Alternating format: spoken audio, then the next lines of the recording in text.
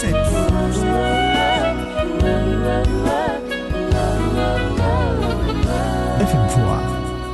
fitomzato tetika hevitra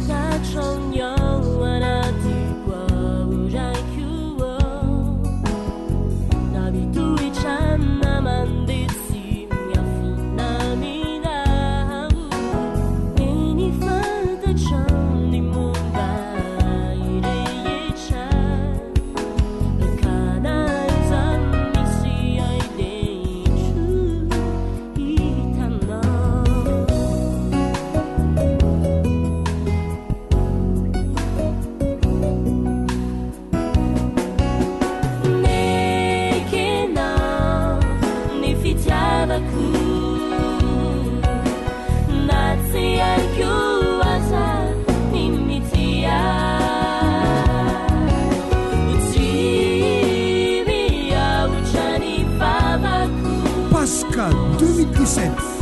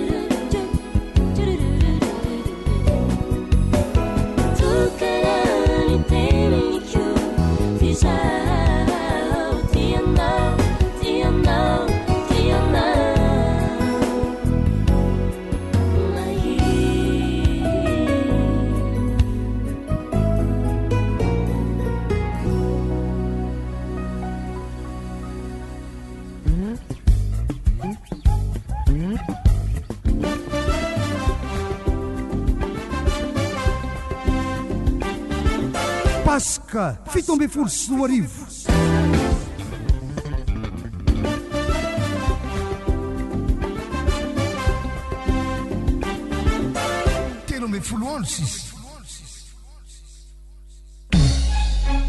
Apôstôly Benjamin mpanangana ny faravahega.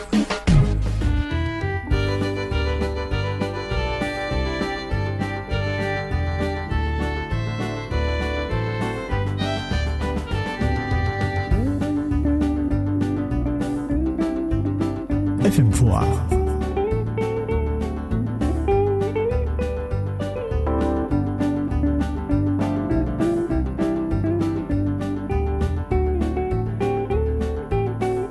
Pasca 2017.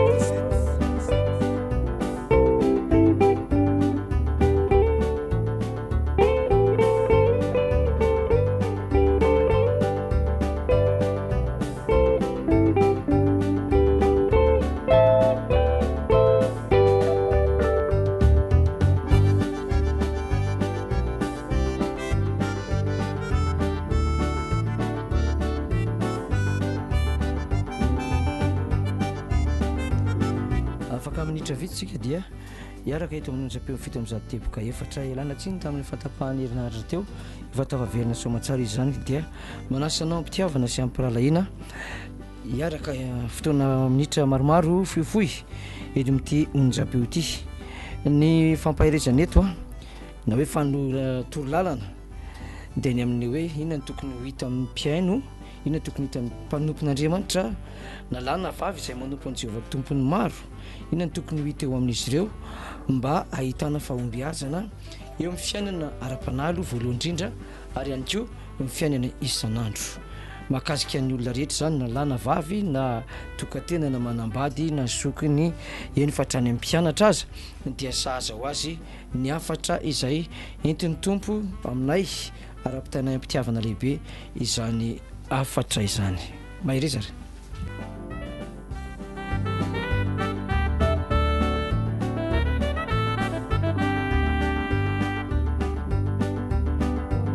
FM Voix.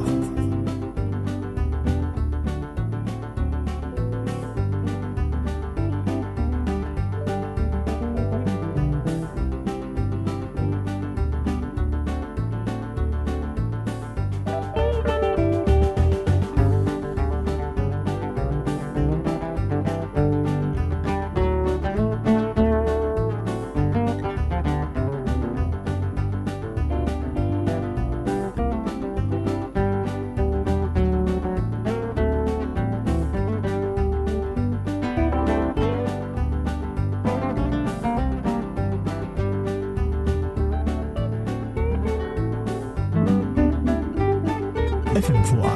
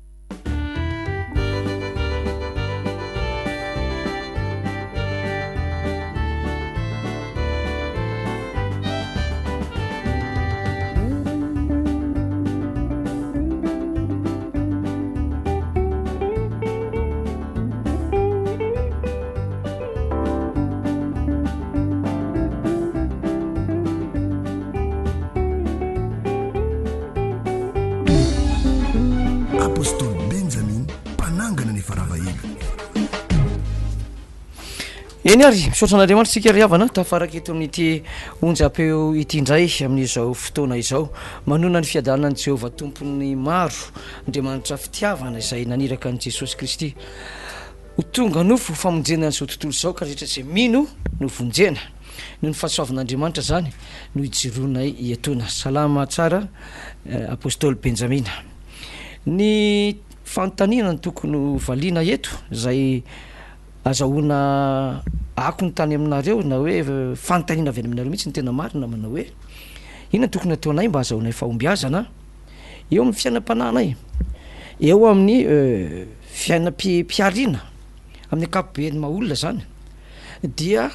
noho izany etaetanareo zany dia hoentineto ny fampahirezana ny torolalana ampiralaina be ampitiavana lehibe. Me manakaiky koa ny andro lehibe izay voalaza anatin'ny Baiboly dia ny Pasika izay fankalazana isa-taona, ilay andro nahafatesan'ny Tompo teo amin'ny hazo fijaliana ka nandevenana azy. Izay Pasika zay zany hoe fahafatesan'ny Kristy dia fotoana lehibe izay anasako anao sahady fa amin'ny alahady 9 ifodisa alina zany io sady alimbavaka dia manasa anao misy fakitra maromaro eto Antananarivo eo amin'ny 10 eo izy ireo dia anasana anao, tsy misy fanavakavahana finoany ao, tsy misy fanavakavahana hoe firazana na fiaviana, fa ny olona rehetra zay mahafantatra fa maty Kristy Jesosy, tonga nofo de maty teo amin'ny hazo fijaliana, Pasika ho famonjena, dia tandrify azy zany io Pasika zay voalaza ao anatin'ny Baiboly io. Any amin'ny faritany keo de misy fa mbola isy filazana manokana eto, fa misy any Mahajanga zao misy isy Pasika manokana koa ao Maheva-tanàna. Maro ianareo nandefa fangatana tany amin'ny pasteur FM Foat ao tapin-tanànany Maheva-tanàna sy ny manodidina, de isy ihany koa zany io. Ary any Antsirabe misy tonga hatrany ny sud centre zany hoe Fianaratsoa, dia kambakambana ny zanaky ny Fianaratsoa rehetra zany kambakambana ao, ohatra hoe Ambositra, ohatra hoe Ambohimasoa, isan'le anankiray atsimo Fianaratsoa ry sidriko ny Farafangana, miazakazaka miakatra ao Fianaratsoa ihany koa zany ireo madinidinika be dia be ao amin'ny faritra iny. De misy ihany koa zany eo tapin-tanànan'ny Antsirabe izay mbola lazainy daholo ny toerana, fa ny daty aloha zany dia itovizana dia ny alahady ifo alady sivy ty volana hiditra ity dia ifo ny alatsinainy ka ny andro manaraka an'izay zany ny talata dia fotoan-dehibe ihany ko fitaom-pivavahana am'ireo ivotoerana reo io talata io indray zany de tontolo ny andro raha ohatra ka tontolo ny alina ny paska inona no zavatra ho atao amin'io talata io tsy inona kory fa fitaom-pivavahana lehibe feno fanatrehan'Andriamanitra ka ny anton'izany fitaom-pivavahana zany dia ny fahatsiarovana isa taona ny nitsanganan'i Jesosy Kristy tamin'ny maty ka ankalazaina ny fomba fitaom-pivavahana lehibe mihitsy andro firavoravona no filazan'izany fitaom-pivavahana lehibe zany dia manisa 7 andro miala eo tsika dia misy indray ny atao hoe famaranana ny andro firavoravona satria ny fankalazana ny tsanganan'i Jesosy tamin'ny maty dia 7 andro ngarangidiny mihitsy ny filaza azy ka ny andro voalohany amin'le 7 andro sy ny andro fahafito izay nolazaiko teo dia fankalazana izany andro lehibe napetraka Andriamanitra rainy Jesosy Kristy zany mba ho voninahitra Andriamanitra sy Jesosy tompo dia manao izany izay te hanao sitrapon'Andriamanitra ka ao amin'le tena fotoana zay amen'ilay ankalazaina fa tsy le fotoana karakarain'ilay mpankalaza no zany aza de manasanao sahady ny tenako andray anjara am'izany fahamarinana lehibe zany fa sitrak'Andriamanitra eny fa na de ataontsika hoe efa ty amin'ny siècle faharoapolo efa mandroso be ny teknôlôzia efa maro de maro ny fitaovam-pivavahana samihafa de misy an'le tendrin'Andriamanitra no idirany am'izany misy any keo zany ny resadresaka nandeha be teo ao sasiteny ty ataoko ty nandeha sy ny sesesy be le teny tonga taty aminay ny telefôna manao hoe fa inona ty voalohambolana ataonareo ty FM fois nga ianareo nivadika tamin'Andriamanitra no manao voalohambolana tamin'ny taom-baovao malagasy teo ofina moa ny taom-baovao malagasy iny vakimaly maly dia namaly izahay hoe voninahitra Madagasikara raha mahita taom-baovao anazy izy ary tokony efa elany tokony anaovany taom-baovao de iny taom-baovao iny zany dia mifanojo tamin'ity taon'ity mifanojo tamin'ny fanisana ao anatin'ny calendrier biblika fa andro voalohany amin'ny taona misy atsika zao zany hoe 2017 makany amin'ny 2018 de ny andro voalohany iny tamin'ny maly iny no andro voalohany sady voalohambolana eny amin'ny abakabaka ka izay de tsy manao hoe tsy mivadika amin'Andriamanitra zay hoe anaraka taom-baovao gasy fa ny taom-baovao gasy de natao an'ny gasy dia fampirarisoa izay noho ny amin'ny taom-baovao gasy fa le hoe voalohambolana de mifanindro tamin'izay fotsiny fa fankalazana n'Andriamanitra ny mahavariana fotsiny matsy dia ny mbola ino moa zany mbola hoe mbola maro mbola risy lahatra hoe tsy maintsy manao akanjo jakomena de tsy maintsy makany amin'ny fomban-drazana makany amin'ny fasana tsy haiko na miraba na mangataka inona am'le razanao zay zavatra zany de tsy ataon'ny FM fois fa fitaom-pivavahana nataon'ny FM fois satria voalazantsika mihitsy voalaza amin'ny baiboly efa mivakina teto ihany ty fa tsy hoe anamarinana tena fa hitondra fanampanazavana ho an'ny tsiraray avy izay linany amin'izany tena hoe voalohambolana na ny andro voalohany amin'ny taona ka ao amin'ny numéri na hoe numéro ozy ny sasany dia misy ten'Andriamanitra manazava tsara n'io paska io sy ny voalohambolana numéri toko 720 dia vakitsika manomboka amin'ny andinin'ny 720 ihany 720 sy 220 sy 720 numéri vakiko ary amin'ny anaran'i Jesosy nentin'Andriamanitra nivoaka avy tany Egypta izy ny Israely zany ary manan-kery toy ny omby manga 720 fa tsy nisy fisikidinana eo amin'ny Jakoba ary tsy nisy fankatovana eo amin'ny Israely fa amin'ny fotoana no ilazana amin'ny Jakoba sy Israely izay efa nataon'i Jehova raha ny pasika sy ny andro voalohany amin'ny taona zany raha ny atanty baiboly nyresahny dia tsy misy hoe fisikidina ka natsipitsipo nyvatina njerena nykaratra na hoe na aotsona nykitana sy ny aniny ahitana an'le izy tsy fisikidina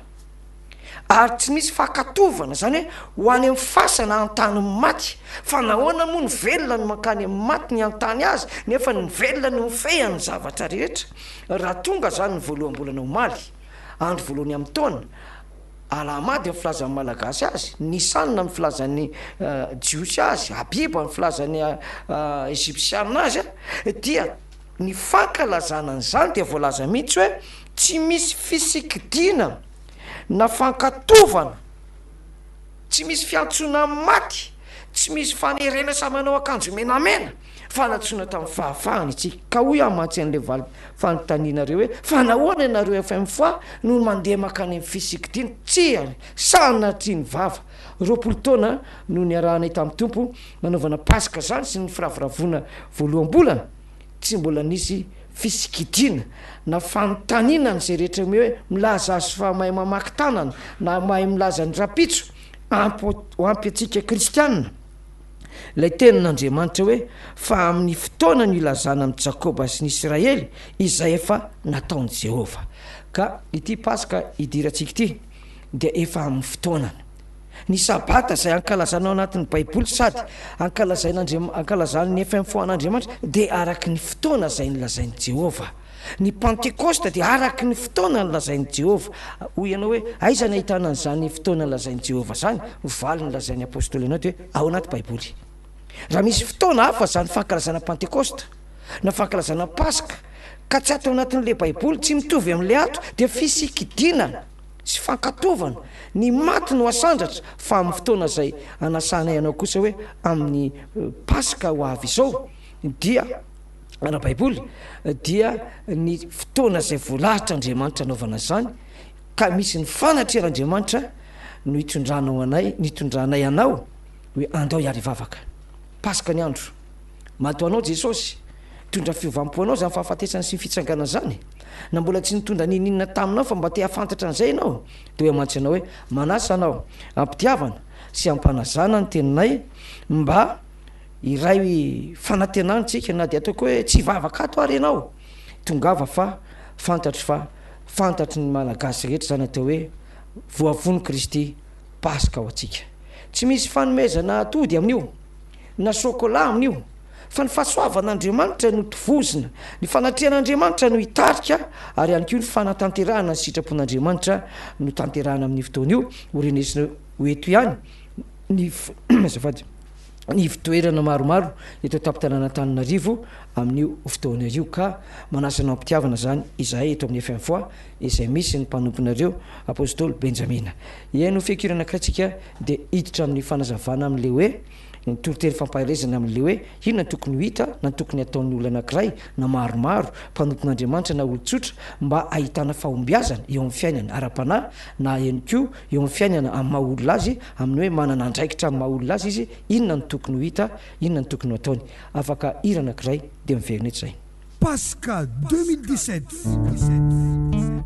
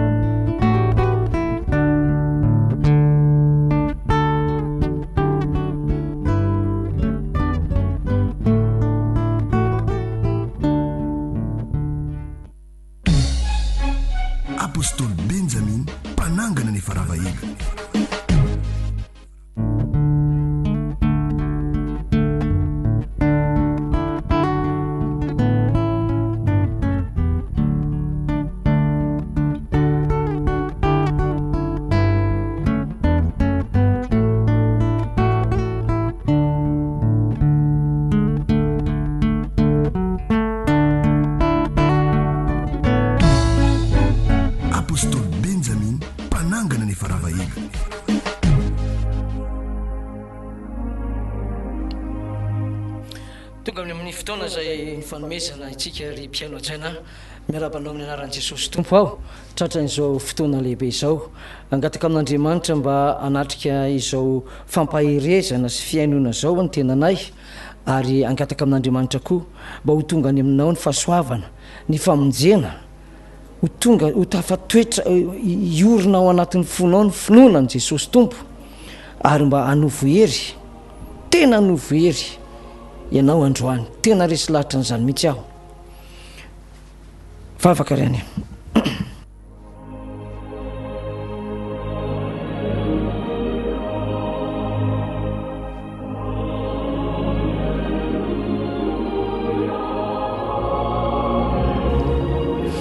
vavakatsika Jehovah Andriamanitra rainay masina velona mandrakizay ny an-danitro rainay amin'ny anaran'i Jesosy tompo ianao rainay niteraka anay tamin'ny teny fahamarinana mba ho santatra ny zavatra forononao zay dia Jerosalema vaovao tompo manjaka amin'ny foko manjaka amin'ny fanahy no tario amin'ny fahamarinana ny teny amin'ny ositry ny fanahy ny fahamarinana tario any amin'ny famonjena Jesosy ny fisainanay na zay mitorina zay rehetra miaino Andriamanitry ny firenena rehetra ianao Andriamanitry ny foko-pirenena sy ny samy hafa fiteny ka raha mitsangana vavolombelona eto mimpanompo dia matoky indrindra aho fa ny ositry ny famonjena hampafantatra ny zavatra rehetra amin'izay ambary eto ary zay teny ambary eto tompo sabatry ny fanahy ny mpiaino atolotra ny fahasoavana aza ny mpiaino rehetra izay mitady famonjena ny mpiaino rehetra zay miaino fotsiny ny mpiaino rehetra zay mamazivazy ny mpiaino rehetra zay manana ny heviny samihafa Andriamanitra ny famafaza ny raha sy ny fanamasinana ny fanahy amasino zao teny zao tompo hoery famonjena ho fiainana ho an'ny mpiaino rehetra ho an'ny mpijery rehetra amin'izao fotoana izao fa ny devoly fahavalo jiana kery sady jiana pahefana jiana nanjara amin'izay saina sy ny tena sy ny aina amin'izao fotoana izao fa fatorako amin'ny raha an' Jesosy jiana kery tsy anapahefana ireny roako any amin'ny lavaka tsisy zava-mananaina fa ny anaranao Jesosy dia antoky ny fahombiazana amin'ity fandarana ity zay mitondranay afatra noho ny fahefan'ny anaranao fe noho ny fanahy masinao ny mpiaino rehetra atotsy atateraka ny famonjena ho azy ireo amin'ny anaran'i Jesosy alleluia amen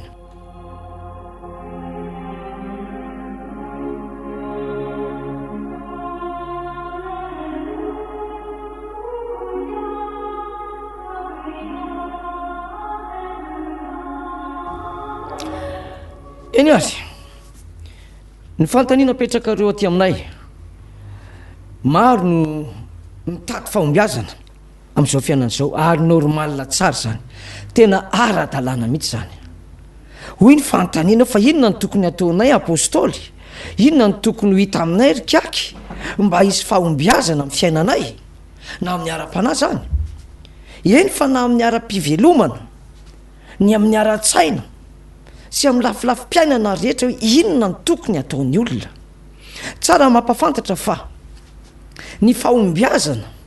dia tokony ho sakaizany ny olombelona na saranga manahoana na firazanana manahoana na fahalalana sy na hoe formation manahoana no iainan'ny olona ety amin'ny tany novelona dia fantaro fa tokony ho sakaizanao tandravadikoditra amin'ny olona ny fahombiazana maro karazana ny hetsika mety iseho amin'ny fiainanao na aseho anao atongavanao ny fahombiazana zany dia mipetraka amin'ny olona anankiray tsy voatery hoe fahombiazana ara-materialy tsy voatery hoe de monopoliser ny materiel foana ianao lasa hoe materialiste ianao na manjarina ny fanahinao ary tsy hainao tsony na inona ny tian'le fanahy mastable an'le fanahinao tsy voatery ihany koa hoe fahombiazana ara-panahy fotsiny tsy voatery hoe fahombiazana ara-tsaina fotsiny zany hoe nahazo formation tsara ianao tamin'ny andronao amin'ny fatanoranao nahita fianarana ambony ianao nisy occasion samihafa tonga teo aminao dia lasa ara-tsaina fotsiny fahombiazana tanila ny fahombiazanao raha ny ray fotsiny no hita eo amin'ny fiainanao mety tsy anapa-endrena ianao raha ohatra fahombiazana raha material fotsiny mety mandringa mihitsy ny fiainanao ary tsy milamina ny fanahinao fa mety mibitsika aminao ao anatin'ny fonao ao izy rehefa matory ianao na eny ananonany eny ka mitady maritoerana tsara le fanahy ao anatin'le fahombiazana. Maro koa ny olona no teny hoe rehefa mivavaka de zay tsy maritoerana zany fa ilaina ny fahombiazana ety amin'ny tany velona eo amin'ny fanompoana an'Andriamanitra satria tontolo ny fanompoana an'Andriamanitra ny misy an'ny apôstôly, tontolo ny fahamarinana satria ny baiboly no entina de ilaina ny fahombiazana ara-tsaina, ilaina ny fahombiazana ara-panahy, ilaina ny fahombiazana eo amin'ny lafiny rehetra mba ho tafatoetra tsara ny maritoerana misy anao. Fakiko ary ny tenin'Andriamanitra ao amin'ny ohabolana toko 7. Ao amin'ny ohabolana toko 7 dia mivaky toy izao amin'ny 9:7 manao hoe mankalazany Jehova amin'ny fanananao sy amin'izay voaloham-bokatrao rehetra ka dia ho feno mitafotafo ny fitoeram-barinao ary iotra ny ranom-boaloboka ao eo amin'ny vata fanatazanao. Anaka aza manamavo ny famaizan'i Jehova ary aza tovoka amin'ny fananarany fa zay tiany Jehova no anariny dia tahaka ny ataony iray amin'ny zanany tiny. Alleluia, amen. Mampiakatra sady ny fanalahidy ny fahombiazana ny tenin'Andriamanitra manao hoe mankalazany Jehova Andriamanitra ao amin'izay anananao. Tonga de mieritreritra ny olona raha vao mainao zany toroteny zany hoe vola indray zao nyresahany io rangahy io, zao indray zao nyresahany io rangahy io, tsy maintsy misy vola kanefa tsy ny vola no mety mitondra ny fankalazana, tsy ny arena mety mitondra fankalazana ary tsy voatery hoe manan-karena ianao de ahitana fahombiazana fa ny lalana natokan'i Jesosy dia ny fankalazana ny Jehova Andriamanitra amin'ny fanananao ary misy vokatra de lazainy hoe ho feno mitafotafo ny fitehirizanao, fitehirizam-bary zany hoe miantoka ny ainao mihitsy ilay fahombiazana,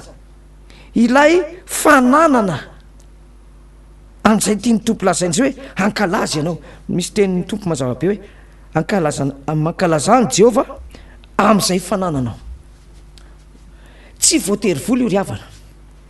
Raha mijery zany tsika hoe inona nanianan'ny olona anankiray raha kristiana izy, za zao kristiana, talona kristiana dia olon-tsotra ahako, nefa nanana asa orinasa matanjaka mafy raha vita produit teto a Madagasikara ahako, nisy fahombiazana fa saingy le fananako ny karakaraina n'izany orinasa zany tsy nankalazako an'Andriamanitra, tsy nitondrako fiobiana an'Andriamanitra na fisaorana ary nisy fiavina vonana azy amin'le arena ka tsy nandrarahany zay mety hoe fananarana toy ny fanamasina. Ny fananana zay tokony ho hita eo amin'ny mpanaradian'i Jesosy, ny fananana lehibe indrindra de ny finoana, ny finoana ao an'Andriamanitra, ny finoana ao an' Jesosy Kristy Tompo, ny fandraisana ho azy ho tompo sy mpamonjy ny fiainanao manokana. Hatonga ny ho finoanao io, hampanankarena ny ho finoanao io ka hahafahanao mankalaza an'Andriamanitra, hahafahanao mitondra fiderana an'Andriamanitra, hahafahanao mitondra fanakitra an'Andriamanitra. Ny finoana ry havana de takian'Andriamanitra mihitsy manao hoe raha tsy amin'ny finoana de tsy misy azo atao azahoana sitraka eo anaten'Andriamanitra. Ka raha miantso ny tompo zany amin'izao fotoana zao hoe dingana andro vitsivitsy sisa de tonga amin'ny Pasika, de miantso ny tompo hoe mankalazary ianao an' Jehova. Aza manao alady fa isaky ny alady ankalazana hoe isaky ny sabata tsara aloha zara ary ianao mba mankalaza an'Andriamanitra sabata, zara ary ianao mankalaza hoe anenjika Pasika fotsiny. Tsia misy tanjo napetraky ny tompo hoe ho feno ny vata fanatazanao, mitafotafo ny fitoeram-barinao, iotra ny ranom-boaloboka, zany hoe le fiainanao isan'andro misy nidiran'le fankalazana, noentin'le fankalazana. Ohatra hoe finoana amin'ny andro aoriana de mety ho very ny fankalazana an'Andriamanitra, ny tena fankalazana sitrak'Andriamanitra satria hoy ny baiboly amin'ny andro ao aoriana dia miemotra finoana maro. Ahoana ny ahafahan'ny olona miemotra finoana amin'ny fankalazana an'Andriamanitra? Ary raha tsisy zany ny fankalazana an'Andriamanitra dia miaina ny vokatra ao amin'ny fitehirizanao, ny fitoeram-barinao, miaina ny ranom-boloboka, miaina ny miala ny fitiavana, iamangatsika ny fitiava maro noho ny fitiava-tena sy ny sisa sy ny sisa. Ka raha ohatra anao anatin'le sokajin'ny olona manao hoe matimaty ny finoako zany na hoe mangatsitsika tandremo ry havana fa ny fankalazanao an'Andriamanitra ny problema tsy ahafahanao manovo hery sy manovo an'ity hoe hofenona ny fitehirizanao. Ito amin'ny famifoanareo mahita maheno ny fankalazan'Andriamanitra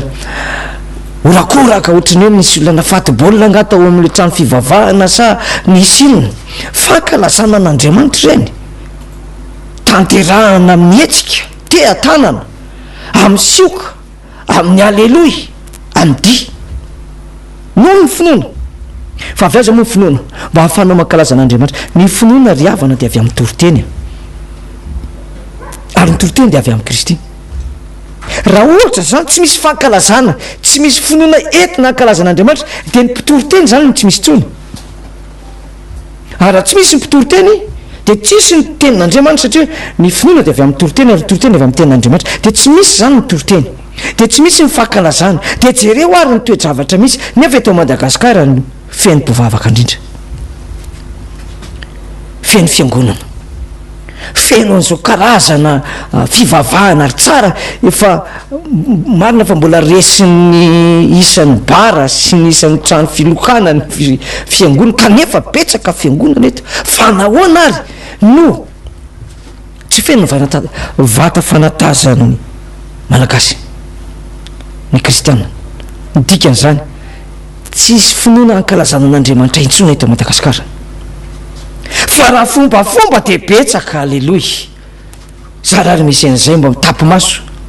matoa zany tsy feno fanatazana. Misy zavatra tsy ampy ataontsika ho an'Andriamanitra fa tsy hoe Andriamanitra ny tsy te hanome antsika fa raha eto ny teny fikasana dia ho fenoana Andriamanitra. Avy aza le finoana, inona ny asan'le finoana? Ny finoana ny mahatanteraka ny zavatra rehetra. Ny finoanan'i Jesosy ny mitondra fiovampo mahery vaika.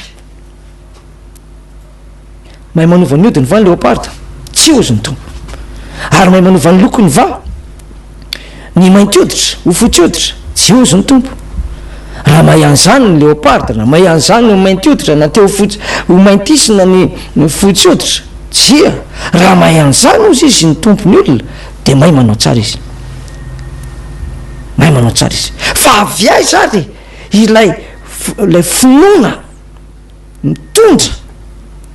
fankalazana dia tsy aza koa fa tsy inona koa fa avy amin'Andriamanitra ihany dia lasa fanananao. Any amin'ny Jakoba dia ambarany mihitsy ny hoe misy natao hoe mpanan-karena ny finoana amin'ny Jakoba 2:2 dia mavakitsika zany amin'ny anaran'i Jesosy Tompo. Jakoba 2:2 dia ny andininy soratra masina vakina amin'izay dia ny andininy 5. Jakoba 2:2 ny andininy 5 mivaky toy izao manao hoe Jakoba 2:2 andininy 5 azafady fa rovitra ny baibolin'ny apôstôly. Jakoba 2:2 andininy 5 mivaky toy izao manao hoe mianory rahalahy malalako fa efa novidian'Andriamanitra ny malahelo amin'izao tontolo izao ho mpanan-karena finoana. Misy mpanan-karena finoana mahay mankalaza an'Andriamanitra izy ve? Ino ny vaniny? Satria le finoana ny entiny ozy ny tompo hoe zay anananao. Ny efa mifoa dia 20 taona nankalazana an'Andriamanitra. Fony mbola tany amin'ny ataontsika hoe 20 taona lasa dia mbola azo lazana hoe kely finoana satria mbola tsy mpanan-karena ny finoana. Ny mpanan-karena ny finoana dia efa manana zavatra be deaibe, manana fahalalana be deaibe. Fa ny finoana tahaka ny voatsinapy lazain'ny tompo hoe raha manana an'io finoana tahaka ny voatsinapy ianao dia afaka miteny amin'ny tendrombohitra hoe miantsarany an-dranomasina dia manaiky anao izy. nanankarena fa kely de kely tam 20 taona lasa fa nentina teo amin'Andriamanitra mandrakariva izany finoana zany ary nanokafana ny varavarany lanitra mihitsy aza. Alleloia. Nasokatra ny varavarany lanitra mihitsy aza ary nahatonga ny sokajy nametrahan'ny tompo amin'ny sokajy ny mpanan-karena finoana taty aoriana. Ny finoana zany de fananana mitombo arakaraky ny miaratsiny voatra ny fangaro miteniko arakaraky ny investisiavanao an'le finoana mahafeno an'ilay vata fanatazana arakaraky ny asan'le finoana tsy zarainao an'izany asan'ny finoana zany no amenona Andriamanitra anao foana. Rehefa napafantatra ny mpianany Jesosy ny apôstôly zany ny amin'ny fanamasina dia hozy izy ny fanamasina dia mbola tsy nomena raha tsy miditra ny voninahiny Jesosy dia rehefa latsaka le fanamasina rehefa nomena tamin'ny andron'ny apôstôly zany dia hozy izy hoe iny fanamasina iny dia homena an'izay mino. Le fanamasina zany le amino an'le vata fanatazana de ny tena ny asan'ny tena tokantranony tena dia avy amin'ny finoana napetraka Jesosy ny fanaza efa nilazaina homena ny mino azy zany ile finoana tahaka ny voatsinapy zany rehefa nampiasaina de hitan'Andriamanitra fa nampiasainao hampandrosoana ny fiainam-panahinao hampandrosoana ny asanao de ozy ny tompo omeo an'le fanamasina izy lasa mpanan-karena ny finoana. Tamin'izany 20 taona zany inge fa mihitra tanana amin'ny marary efa mavesatra be mihitsy satria mitsangana ny klemaina 20 taona tsika zao maly de maly fakimaly any mivavaka teto amin'ny onjapeo rehefa nivavaka de ilay arena hitin'le fanamasina miasa n'le finoana ka manokatra ny zavatra rehetra ka hoy ny tompo tamiko hoe jereo olona seoko anao fa olona mafilo io olona mafilo io sady miteniteny foana ny amiko manao pataloha maintimainty izy ary tamin'izay ary saika hiteny a fa nanjavonjavo izy de tsy sanyteny fa ohatrany hoe misy aloka na sarina vehivavy eo akaikiny fa tsy niteny satria tsy sura ny pitsonina inge izy de tonga nivavaka no vatsy efa nifidin'ny tompo ny mala ela am'izao tontolo zao mpanan-karena finoana ka raha entina ankalazana ary le finoana de normal raha misy vokatra atao amin'ny FM fois manasa anao mihitsy handinika an'izany fa vokatry ny fanehoana ny finoanay an'le tompony finoana ny maroborobo ny fiangonana amin'izao fotoana zao. Min'Andriamanitra fanahy masina de lasa nisy faminaniana tato amin'ny fiangonana me mitombo zany lay mialatsiny ataoko hoe le entana na marimarina koa hoe ny ampony vatosoa natao ravaka tamin'ny FM fois izay anankiray ihany tamin'ny taona 20 taona lasa nisy faminaniana lasa nisy batisa ny fanahy masina arakaraky natongavan'ilay fanomezana nampitombo an'ilay fananana hoentiny eo anatrena Andriamanitra. Ny finoana riavana tsy mitondra anao any amin'ny fanaon'izao tontolo zao ny finoana tsy mampiditra ny fomba n'izao tontolo zao am-piangonana aza sodoka amin'ireny hoe de ohatran'ny anyanina ihany ny atao am-piangonana. Ny finoana tsy mitondra anao tsy mitondra ny fanao ratsy any am-piangonana ny finoana tsy mitondra fandikana didin'Andriamanitra fa ny finoana mitondra ny fanaovana tsara ny famoazana ny fibebahana miteraka arena araky ny finoana mifidy ny tompo fidin'ny tompony olona izay tiany ampanan-karena amin'ny fitiavana amin'ny finoana. Hitana anankiray koa zany ohatritsika hoe ravaka anankiray koa taty aoriana de nisy ny atao hoe ny famoahana démonie tamin'ny mbola talohan'ny 770 de efa nahitana fahombiazana lehibe tato amin'ny fikambanana de ny famoahana démonie ary milahatra mihitsy ny olona entina ao aminay olona ny zany riavana olona zany hitan'ny olona teo akaiky ny lokosa ny filaharany olona makao amin'ny rahalahy Benjamina ametraha-tanana roahana ny devoly raha tsy mpanan-karena amin'ny finoana ianao tsy hofeno vata fanatazany délivrance aminao fa ritra ary mety ho vakina mihitsy ary le fanatazana hoe tsisy tsony ny délivrance tsisy tsony ny devoly fa ngany devoly misy tsisy zany misy foana izy hatrany amin'ny farimindretrafo misy fa ianao fotsiny tsy manana le famoahana demony le arena famoahana demony de tsy afaka manao nininina ianao firy ny fiangonana tsy afaka manao nininina intsony eo anatrehany devoly firy ny olona tsy afaka manoatra intsony ny amin'ny fisikidina ny amin'ny karazana raodi rotanana rovava romaso fanakaizany finoana amenona n'le vata fanatazana mba ho fenony ranom-boloboka miantso anao mihitsy androany mahaiza mankalaza tsara an'Andriamanitra asio finoana ny fankalazana atolory an'Andriamanitra ny momba anao rehetra lahatra atao ihany ko ny faminaniana ireo fanomezam-pahasoavana voalazany tenin'Andriamanitra any amin'ny Koritiana voalohany toko voalohany andiny fafito sy fahavalo manao tsy ho latsaka amin'ny fanomezam-pahasoavana rehetra ianareo miandry ny fisehoan'i Jesosy Kristy matoky izay niantso anareo fa izy ihany ny atateraka zany ampiorina anareo tsara eo fanomezam-pahasoavana io ampiorina anareo tsara ary tsy anana anareo tsiny amin'ny andro ny fisehoan'i Jesosy Kristy io fanomezam-pahasoavana dia entina eo anatrehan'izay nanome ohatra ny miteny amin'ny teny tsy fantatra ny ohatra ny mahita fahitana entina eo amin'izay nanome azy de Jesosy tompo de ny tompo indray ny mitahiry ianao mba tsy hanana anao tsiny amin'ny andro isoen'ny tompo miantso anao a mankalazany tompo misy fotoana Jesosy ndray sabata dia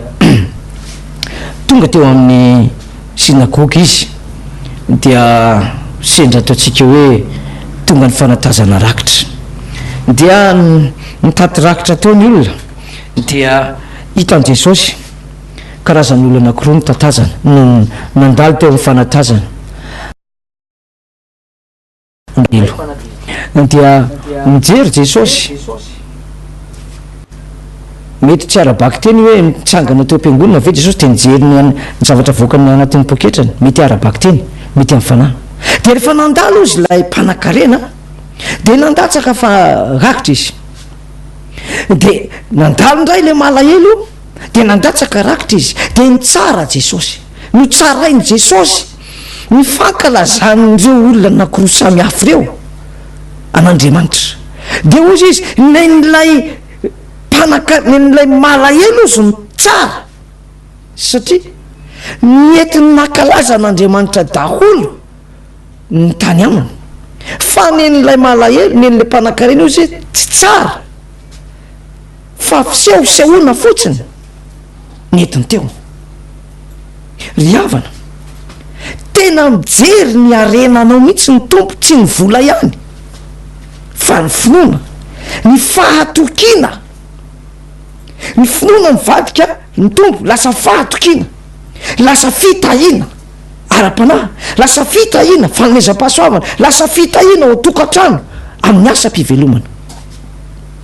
ny finoana no ahafahana miatrika ny problema andravanana zany mota ohatra tsy ravy io raha tsy ny finoana no maharavana io ny aretina ny ozina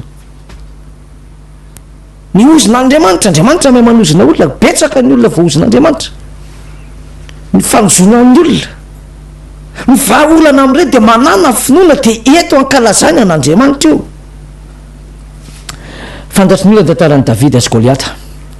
niady ny Israelita sy ny Filistina ary rehefa niady izy dia mitondran'ny Filistina taranaka olombelona tsy misy afa-tsy vitsikely tamin'izany olona 2 mètres 50 ka 3 mètres enina ny ratsan-tanany Goliata ny anarany ary raha niovanina hoe voaty inareo taranaka-lika sy ny karazany filaza azy nangovotra ny olona Israelita hoe tsisy hevitra intsony ty fa potikitsika manana ralahana kely ny Goliata io zany hoe fito lahy zany géant super géant anapotika ny Israely nay ny Israely tamin'izany raha anatrehan'izany olona hoe 6 mètres zany 5 mètres de tonga Davida rehefa nandalo de gaga Davida fa maninonareo raha ngano misitisitrika ty ambany sarety ozy izy ny rahalahan'ny Davida hoe io jerenao nga io Goliaty io de hoe izy io Goliaty io ny ady mitady an'izay ady aminy mitsimbadika ny toejavatra rehefa nahita ny Goliaty ny Israelita rehetra de nangovotra sady natahotra tsisy ninona azo ny entina intsony tsisy ny teny azo ambaratsony satria fahafatesana rahabaky teny mihitsy no entin'ny Goliaty ary efa nasehoan'ny Goliaty zany hoe hopotehana ianareo misy toejavatra nitranga nefa ny tao amin'ny Davida misy nalalaka be ny fitiavan'ny Davida lehibe ny fitiavan'ny Davida ny Israely ka hoy izy hoe zany ady amin'io de nomeny Saoly azy ny kasikany meny Saoly azy ny botiny meny Saoly azy ny firovatrasa de izy tsy mety amiko ty fa lao andeha am'izao fotsiny na nampinoana n'Andriamanitra Davida na nampitiavana ny ray tanindrazana izy de nylazainy mihitsy hoe io alika matio ve ozy izy de atahorinareo na nampinoana izy de nasehoany an'Andriamanitra izany finoana zany ary rehefa nanantona ny Goliaty izy de izy mantsy ny Goliaty ialao izy manantona amin'ny lefina sy ny lefipoy sy ny sabatra fa za kosa manantona ny lahy amin'ny anaran'ny Jehova Andriamanitra ny Israely fio tofiry ny pilitra ny fitenitsika azy teo amin'ny andron'ny Goliaty amin'ny vo maty Goliaty nanampinoana ary nasehoany Davida ho fankalazana an'Andriamanitra ny finoany ka navady kely oatra n'iny azy de nitondra fandresena aseho amin'ny olona aseho amin'Andriamanitra ny finoanao amin'ny Pasika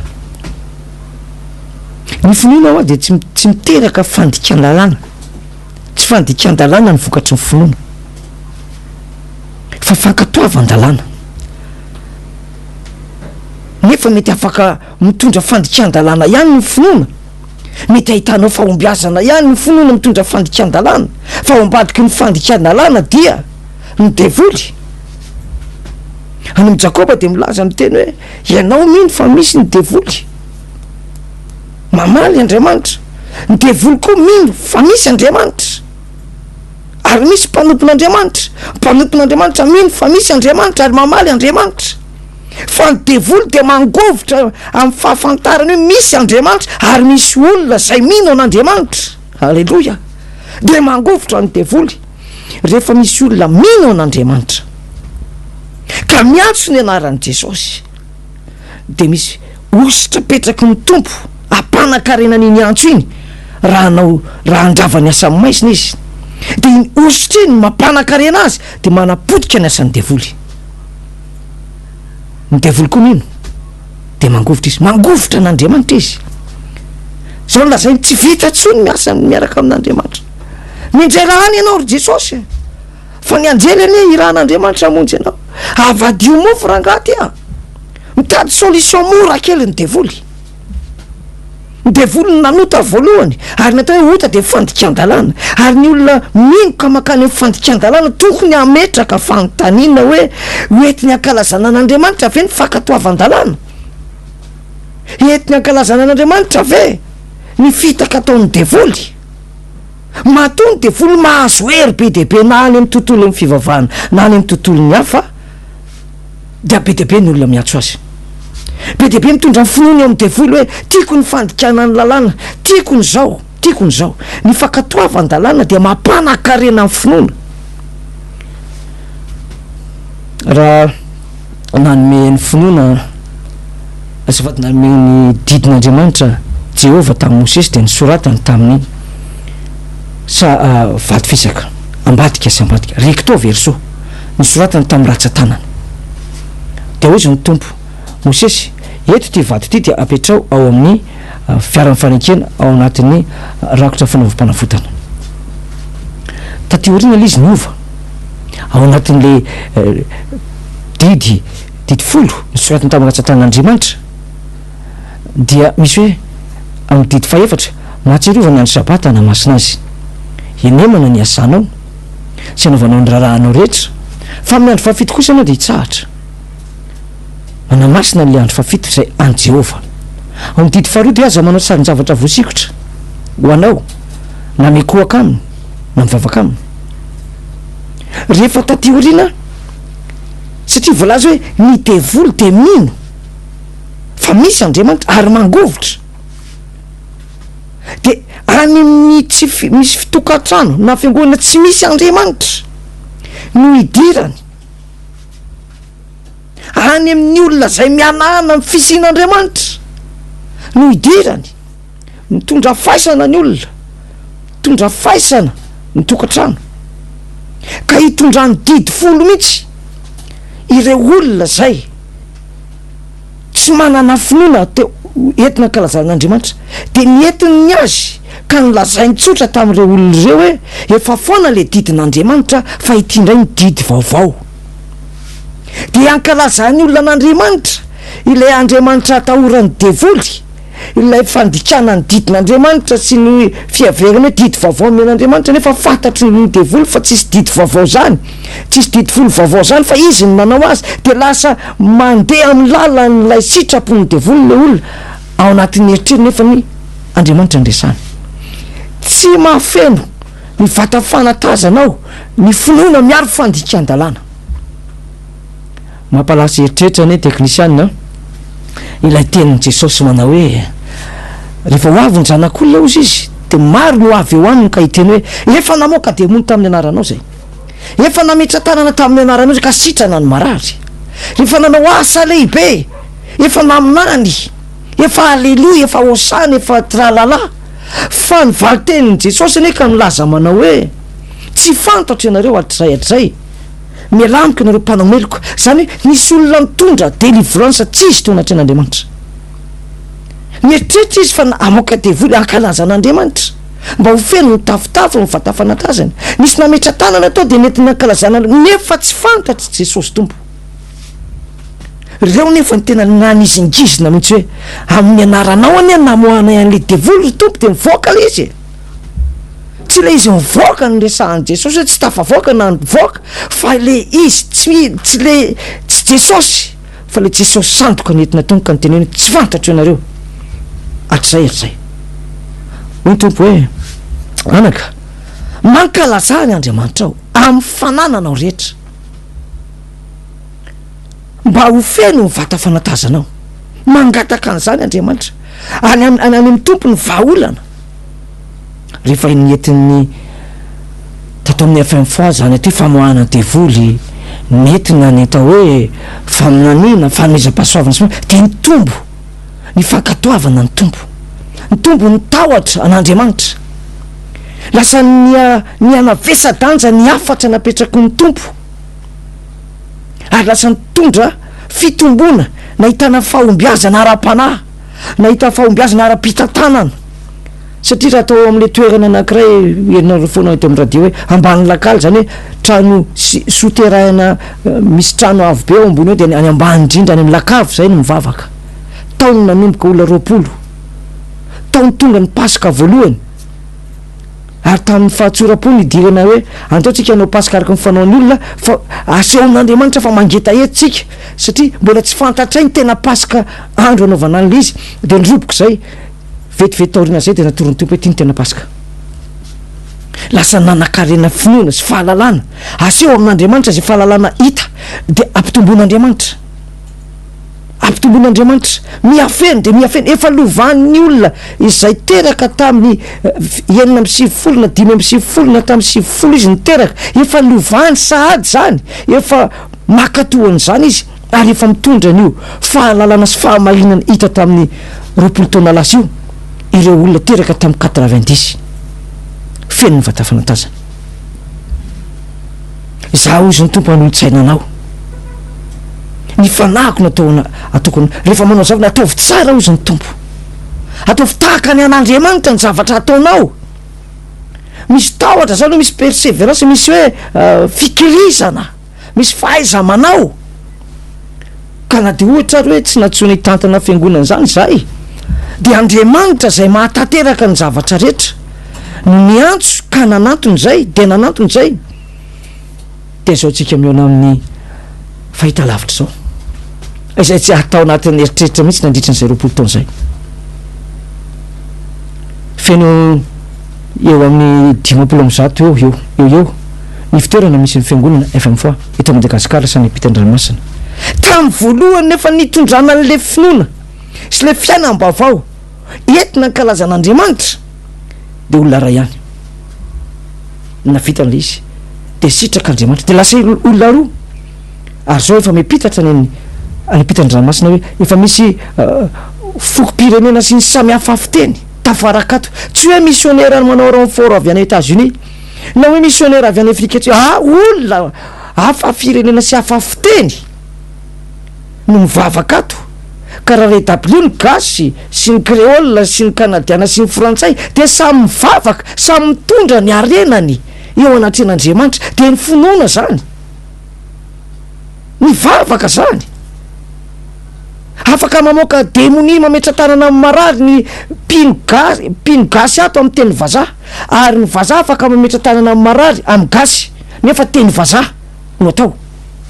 ry havana tianao ve ho feno ny vata fanatazana ara-pananao mankalazan'Andriamanitra de ho fenony io lasa ny fotoanatsika 4 minutes zay teknisianina eo amin'ny tsatsakadany mahery eo ngam'izay eo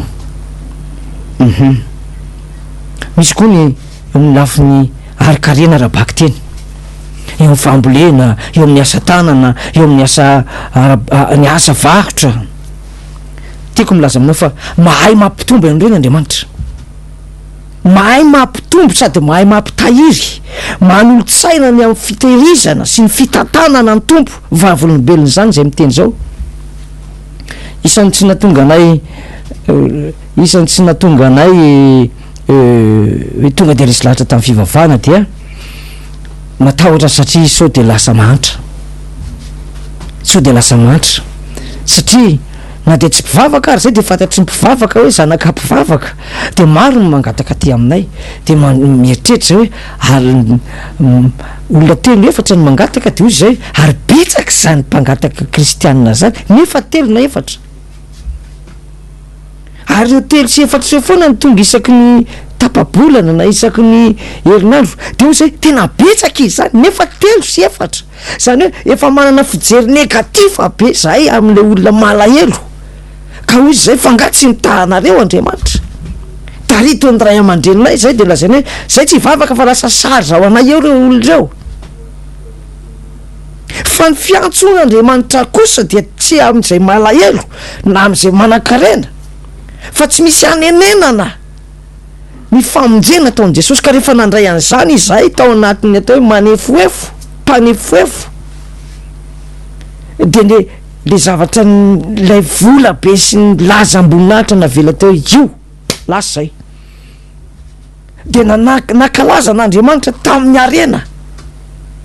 enlazaina teo sy ny arena vola nakalazaiko an'Andriamanitra ny volako za miteny anao ty za miteny ty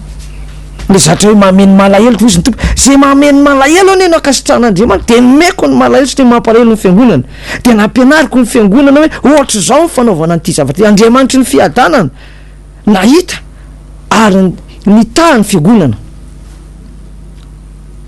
nitaha ny olona tao ary nanoro lalana hoe ty atao be de be ny olona tsy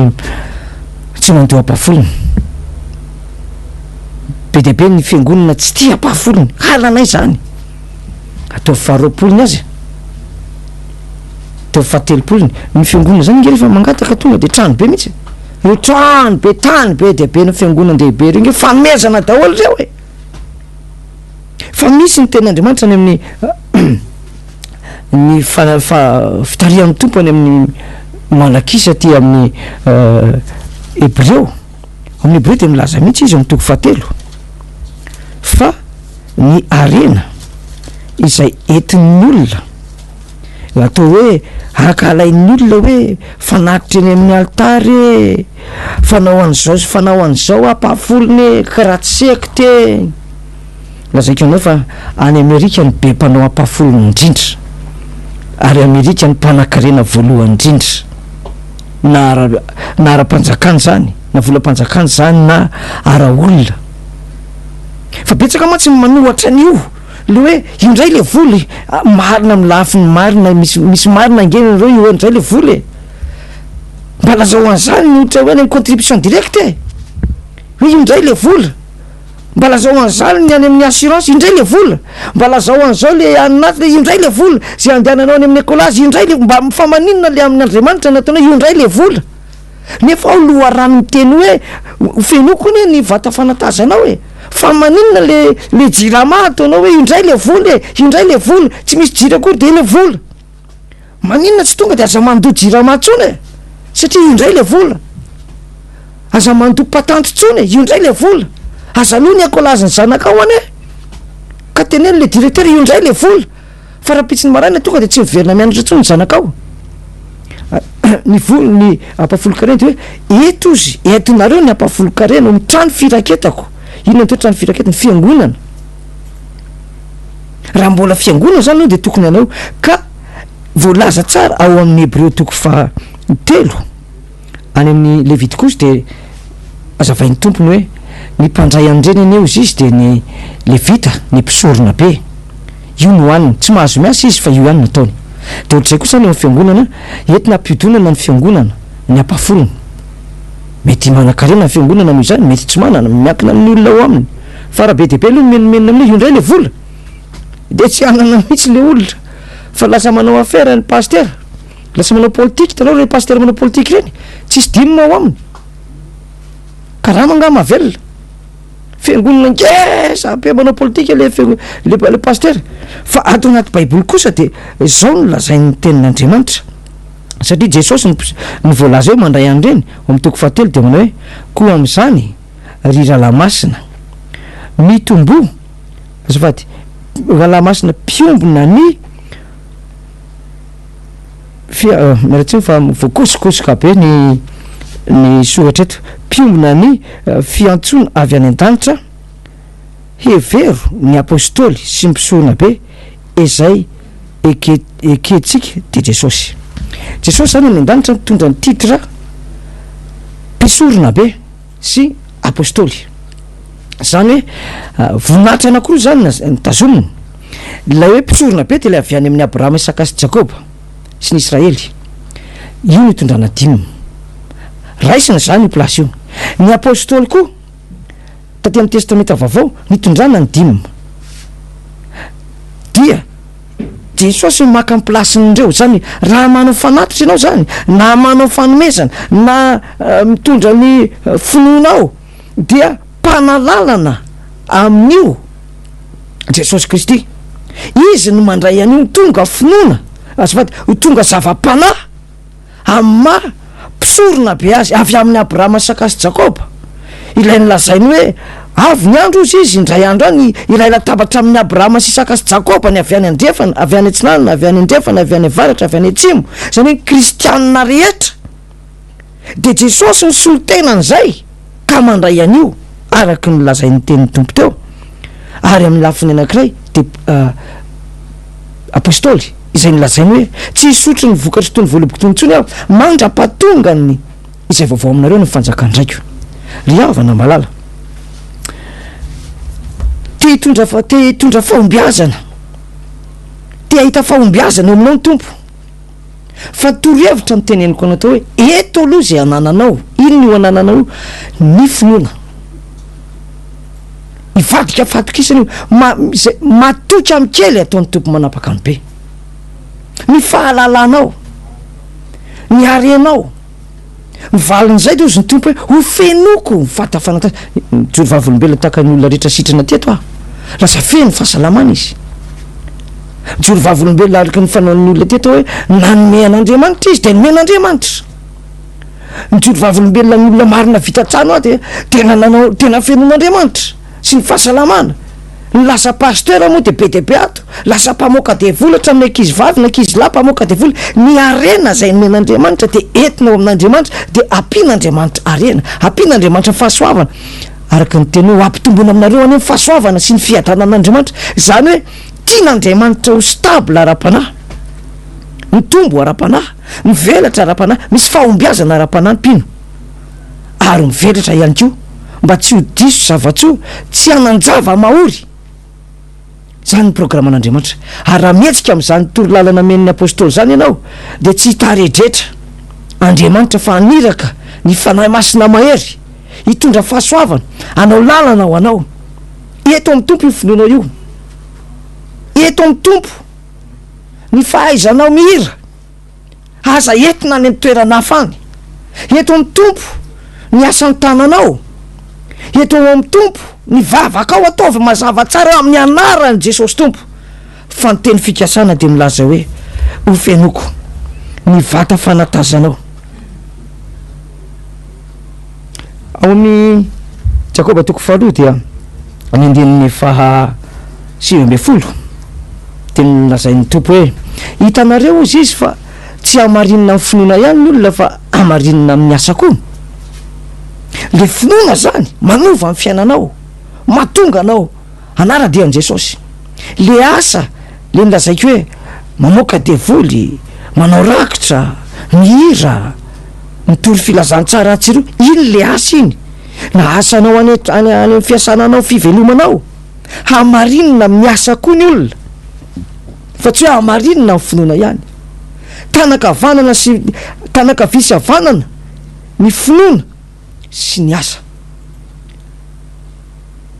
Mbola ho avy eto amin'ny fotoana manaraka anazavan'le ny anjaran'le asa, satria raha vao tsy mahay tsara mandanja lanja n'io asa amin'ny tompo io dia tady ho hamarinina amin'ny asa. Fa izy ny tompo tsy maintsy hamarinina amin'ny finoana aloha, zay vao hamarinina amin'ny asa. Aiza ho aiza nipetrahany ny hanamarinan'Andriamanitra ny asa, ary asa manahoana? Raha nahitany efa amin'ny fahavokatra ny finoana dia nahitana vokatra koa ny asa. Aiza sy oviana ary manahoana ny fanomezan'Andriamanitra ny valim-bavaka ny amin'ny asa, ary asa manahoana ny tian'Andriamanitra ho hita mba hisy fahombiazana aminao. Mame fotoana aminao amin'ny fotoana manaraka, ary ao ty fandarany ty tianao Jesosy. Fionatsika manokana dia raha tsy afaka ianao amin'ny sabotsy ho avy zao dia amin'ny Pasika le 9 ifodisy, ary ao ny sport eto sy ny fanazavana tsotsotra vavaka manokana ho anao. Alleluia. Jehovah Andriamanitra ray masina velona mandrakizay ny an-danitra ny anda, mpanjaka amin'ny voninahitra, mpanjaka mahery, masina indrindra, manentry ny tany voninahitra ao Jehovah ô, ary angatahako ameno an'izao vavaka zao. Ary zao vavaka zao izay mandeha amin'onjapeo dia angatahako isy ny voninahitra ikasika ny olona rehetra izay maino an'izao fandarana zao tompo, mba hanana ny fahasahina iseho anaty ianao handray ny fanalakeloko. Raiso ny fibepahany sy ny fiaken'ny elika tompo, raiso ny faniriny satria manatrika ianao Jehovah ô. Alleluia. Fanahy ianao fa tsy velona, tsy olona fa fanahy velona, tsy nofo ianao tompo, tsy voasakany ridina, tsy voasakany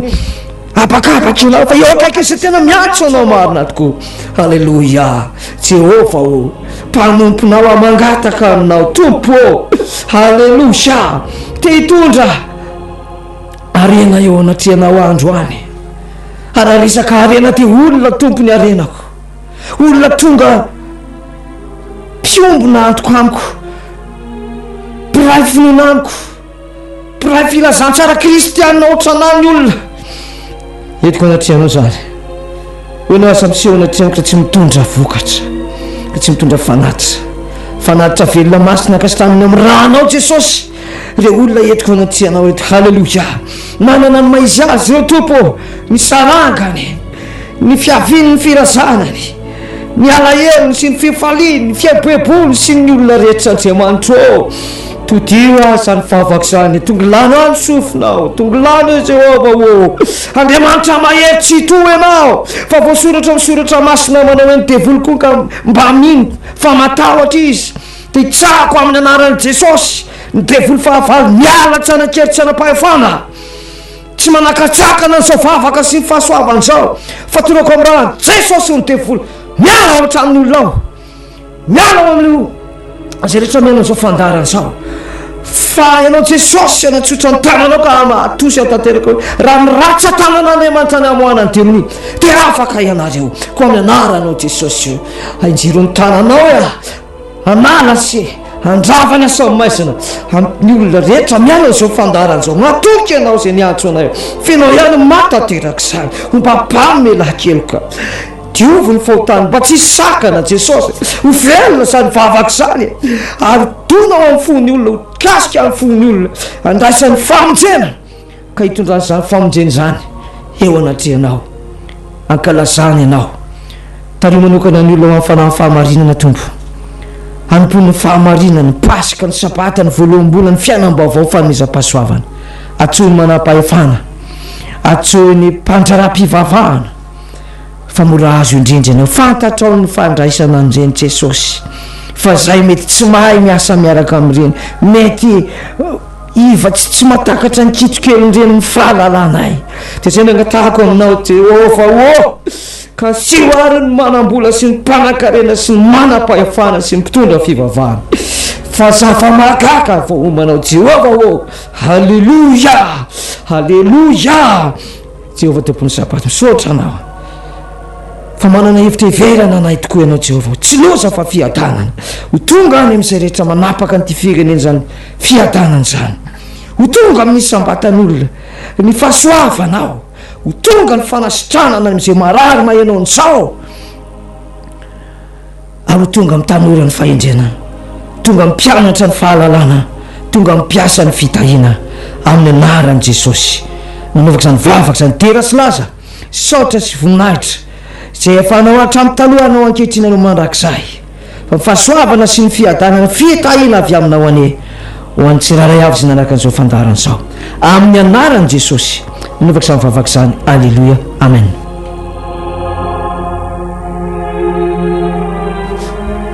Tapitra ny fampahirezana ny fotoanantsika mbola mitoy ihany eto amin'ny radio FM fois fito amin'ny zato teboka efatra na amin'ny TV7 fois amin'ny YouTube ary mbola mety hivelatra ihany zany aoriana kely eo ny mpanomponareo apôstôly Benjamin na ataony olona hoe kiakiny eto amin'ny micro tain'Andriamanitra ny ianao sova tsara veloma tompoko apôstôly Benjamin mpanangana ny faravahina